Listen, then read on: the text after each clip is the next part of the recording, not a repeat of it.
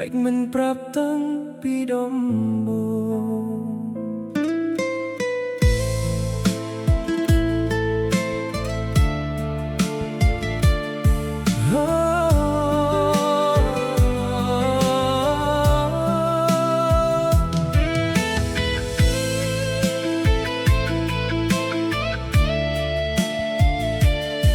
ba ngàyนี้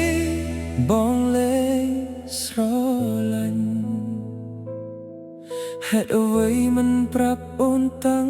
ពីដំបូងបងចូលមកក្នុងជីវិតអូនដូចពន្លឺថ្ងៃរាធ្វើឲ្យបេះដូងដែលស្ងប់ស្ងាត់ចាប់ផ្ដើមមានស្នា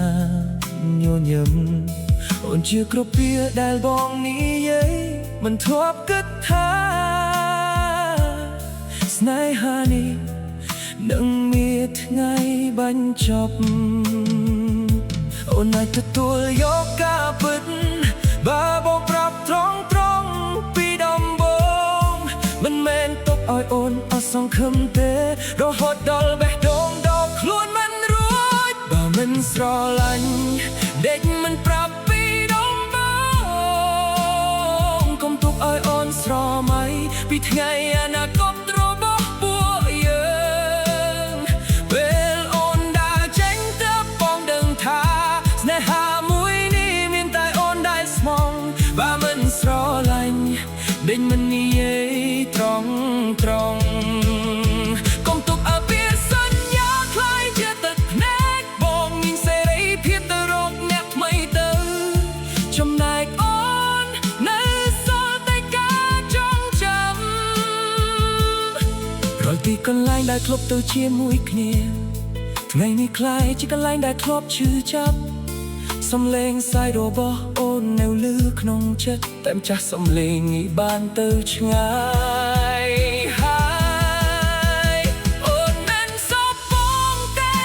តែសັບខ្លួនឯងដែលស្រឡាញ់បងខ្លាំងពេកបើការបែកគ្នាជាក្តីសុខក្ររបស់បងអូនសុខចិត្តដើរចេញទាំងទឹកភ្នែ